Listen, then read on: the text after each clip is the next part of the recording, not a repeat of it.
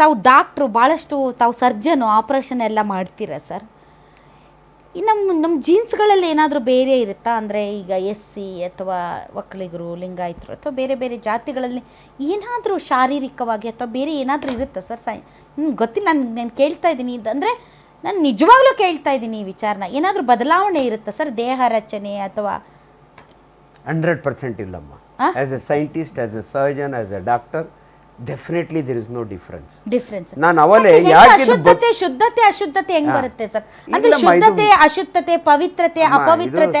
ಈಗ ಬೇರೆ ಜಾತಿಯವರು, ಉದಾಹರಣೆಗೆ ಸರ್, ಒಬ್ಬ ಹೆಣ್ಮಗಳನ್ನ, ಒಬ್ಬ ದಲಿತ ಹೆಣ್ಮಗಳನ್ನ ಒಬ್ಬ ಯಾವುದೋ ಒಂದು ಮೇಲ್ಜಾತಿಯ ಹುಡುಗ ಮದುವೆ ಆದಂದ್ರೆ ಆಕೆಯನ್ನ ತಮ್ಮ ಜಾತಿಗೆ ಬರಮಾಡ್ಕೊಳ್ಳೋಕೆ ಆಕೆಗೆ ಲಿಂಗ ಕಟ್ತಾರೆ, ಇಲ್ಲ ಬರೆ ಹಾಕ್ತಾರೆ, ಇಲ್ಲ ಆಕೆನ ಶುದ್ಧೀಕರಣ ಮಾಡ್ತಾರೆ, ಆಮೇಲೆ ಆಕಿನ ತಗೋತಾರೆ.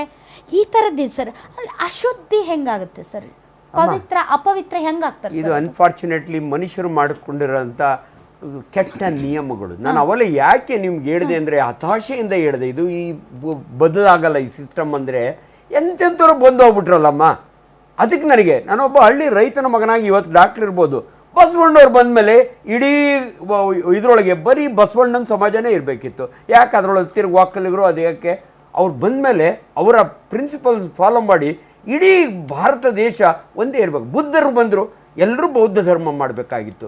ಇಂಥವ್ರು ಬಂದು ಎಕ್ಸ್ಟ್ರಾ ಆಯಿತು. ಸಿಖ್ರು ಬಂದರು, ಸಿಖ್ರಾದರು. ಹಿಂಗೆ ಧರ್ಮಗಳು ಹೆಚ್ಚಾದವೇ ಹೊರತು ಜಾತಿಗಳು ಹೆಚ್ಚಾದವೇ ಹೊರತು ಕಡಿಮೆ ಅಂತೂ ಆಗಲಿಲ್ಲ. ಅದಕ್ಕೆ ಇವತ್ತು ರಿಜಿಸ್ಟ್ರನ್ನ ಬರ್ಸೋವಾಗೆ ಜಾತಿನೇ ಬರ್ಸ್ಬಾರ್ದು, ಕ್ಲಾಸಿಗೆ ಸೇರಿಸೋವಾಗೆ ನನ್ನ ಯಾಕೆ ಒಕ್ಕಲಿಗ ಅಂತ ಬರ್ಸ್ಬೇಕು? ಅದು ನನ್ನ ಇದು ಚೇಂಜ್ ಆಗಲ್ಲ. ದಯವಿಟ್ಟು ನಮ್ಮ ಭ್ರಮೆ ಅಷ್ಟೇ.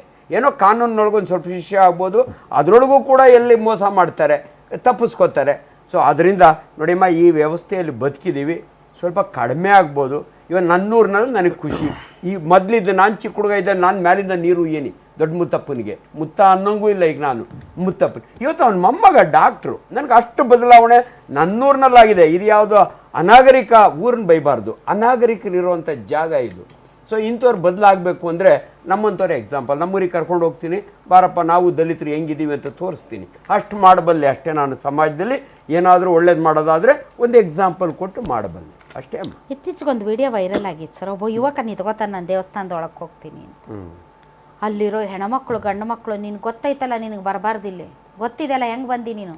ನಿಮ್ಮ ಅಪ್ಪ ಬನ್ನಿ, ನಿನ್ನ ಅಣ್ಣ ಬನ್ನಿ, ನಿಮ್ಮ ಅಜ್ಜ ಬನ್ನಿ, ನೀನು ಯಾಕೆ ಬಂದು? ಯಾಕೆ ಬರಬಾರ್ದು? ನೀ ಬರಂಗಿಲ್ಲ. ಬಿಟ್ಟಿಲ್ಲ, ಒಳಗೆ ಬಿಟ್ಟಿಲ್ಲ ಸರ್ ದೇವಸ್ಥಾನದ ಒಳಗಡೆ. ಇಲ್ಲ, ನನಗೆ ಗೊತ್ತಿಲ್ಲ. ಈಗ ಬರುವಂಥ ಮುಂದಿನ ಜನರೇಷನ್ ಇದನ್ನು ಪಾಲಿಸ್ತಾರ ಇಲ್ವೋ ಗೊತ್ತಿಲ್ಲ. ಬಟ್ ನಾವು ತಂದೆ ತಾಯಿಗಳು ಪಾಲಿಸ್ತೀವಿ, ನಾವು ಕಲ್ಸ್ಕೊಡ್ತೀವಿ ಅವರಿಗೆ. ಎಲ್ಲ ದೇವಸ್ಥಾನಕ್ಕೂ ನಮ್ಮ MLA ಹಳ್ಳಿ ಭಾಗದಲ್ಲಿ ನೋಡಿದ್ರು ಏನೋ ಗೊತ್ತಿಲ್ಲ, ಭಕ್ಷ್ಯ ನೀರು ಕುಡಿತಿದ್ರು.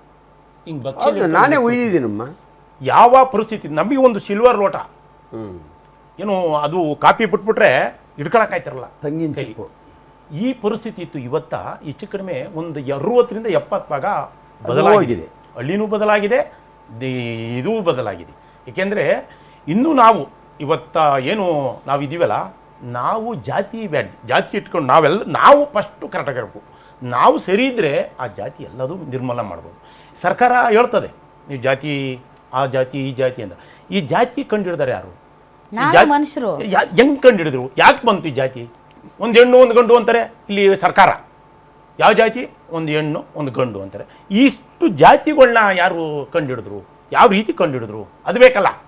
ಸುಮ್ಮನೆ ಜಾತಿ ಜಾತಿ ಜಾತಿ ಯಾರು ಕೇಳಿದ್ರು ಜಾತಿ. ನೀವೆಲ್ಲೇ ಹೋಗಿ ಮೇಡಮ್, ನಮ್ಗೆ ನಿಜವೇ ಒಂದು ಜಾಗಕ್ಕೆ ಹೋದ್ರೆ ಯಾರೋ ಒಬ್ಬ ಅಧಿಕಾರಿ ಇರ್ತಾನೆ, ನಮ್ಮ ಕೆಲಸ ಆಗಲ್ಲ, ಅಲ್ಲೆಲ್ಲ ಉಪಜಾತಿಗಳು ಆಗಲ್ಲ.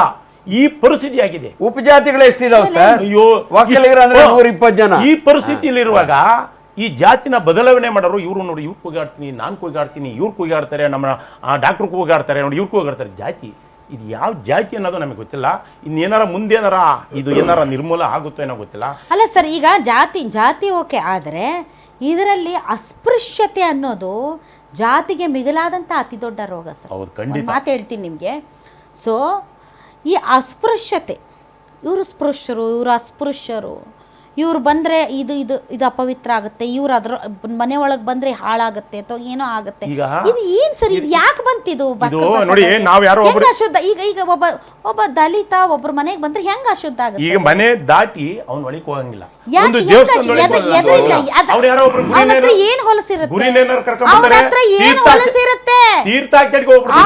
ಏನ್ ಹೊಲಸಿರುತ್ತೆ?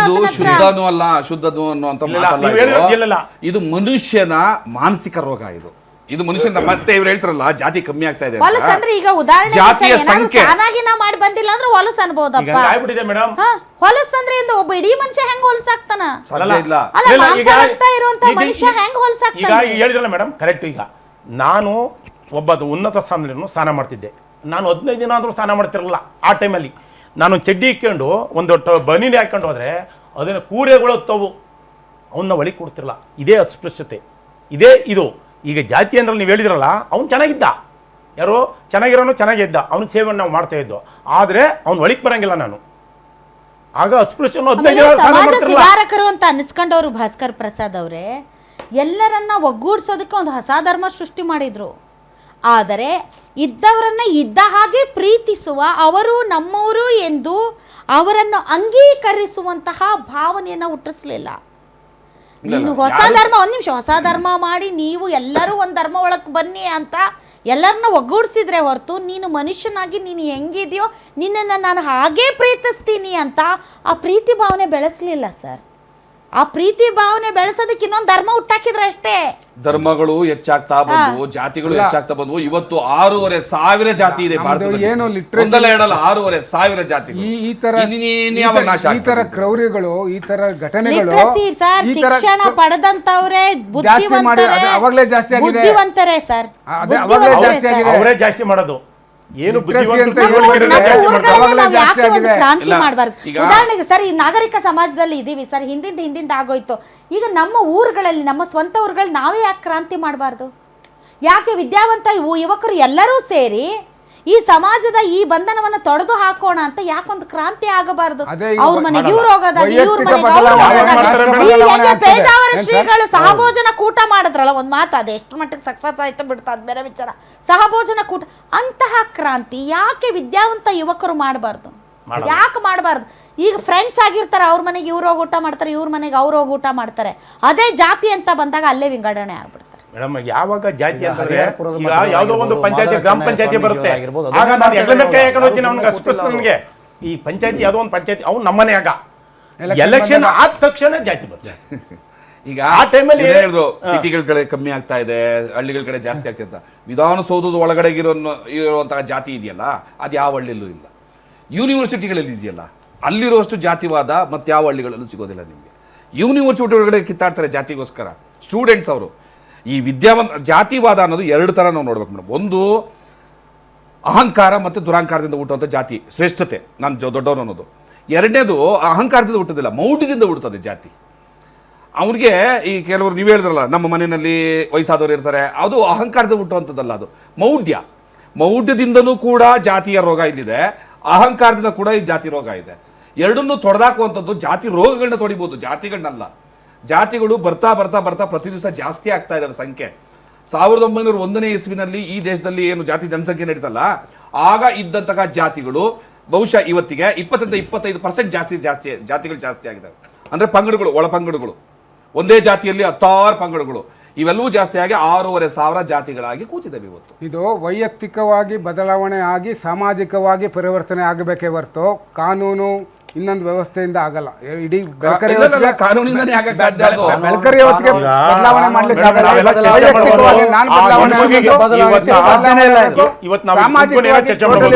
ಅಲ್ಲಿ ಅವನು ಆ ಹೆಣ್ಮಗು ಎಷ್ಟು ಯಾವ ಇದರಲ್ಲಿ ನೊಂದಿದೆ, ಯಾವ ಇದರಲ್ಲಿ ಅದು ಸ್ವಲ್ಪ ಮನುಷ್ಯನಿಗೆ ಒಂದು ಇದಾಗಿರ್ಬೇಕು. ಇಲ್ಲಿ ಏನೋ ಕುಂತ್ಕೊಂಡು ನಾವು ಆ ಜಾತಿ ಇದು ಅಲ್ಲಿ ನೋಡ್ಬೇಕು ನಾವು. ಇವತ್ತು ಅವನಿಗೆ ಏನು ಹೊಡೆದಿದ್ದಾನಲ್ಲ, ಅವನಿಗೆ ಯಾವ ರೀತಿ ಶಿಕ್ಷೆ, ಇನ್ನೂ ಒಂದು ಅಟ್ಲೀಸ್ಟ್ ಒಂದೊಂದು ಸ್ವಲ್ಪ ಚೇಂಜ್ ಆಗಿ. ಟಿವಿನಲ್ಲಿ ನೋಡ್ತಾ ಇದ್ದೆ, ಕುತ್ತಿಗೆಗೆ ಡೈರೆಕ್ಟ್ ಆಗಿ 1 ಏಟು ಹೊಡೆದಿದ್ದಾನೆ, ಮತ್ತು 3 ಏಟು ಬಿದ್ದಿದ್ದೆ. ಆಗ ನರಳಿದ ಆ ಹೆಣ್ಮಗಳು ನೋವು ನಮ್ಮ ಹೊರಗಡೆ ಬಿದ್ದು ಬಿಟ್ರೆ ನಾವು ಬೇರೆದೇನೋ ಚರ್ಚೆ ಮಾಡಕ್ ಹೋಗಲ್ಲ. ನಾನು ಆ ಕ್ರೌರ್ಯವನ್ನ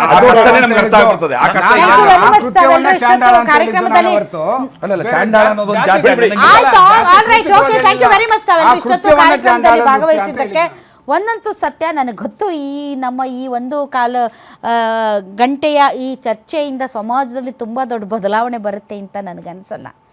ಇದರಿಂದ ಯಾರಾದರೂ ಪ್ರೇರೇಪಿತರಾಗಿ ಈ ಜಾತಿಯ ಸಂಕೋಲೆಗಳ ಬಂಧನದಿಂದ ಮುಕ್ತರಾಗುವಂಥ ಒಂದು ಕ್ರಾಂತಿ ಸಮಾಜದಲ್ಲಿ ಹುಟ್ಟಿದರೆ ಅದಕ್ಕಿಂತ ಈ ಪ್ರೋಗ್ರಾಮ್ಗೆ ಇನ್ನೊಂದು ಸಾರ್ಥಕತೆ ಇಲ್ಲ. ಆದರೆ ಆ ರೀತಿಯಾದಂಥ ಚಾನ್ಸಸ್ ತುಂಬ ತುಂಬ ತುಂಬ ಕಡಿಮೆ.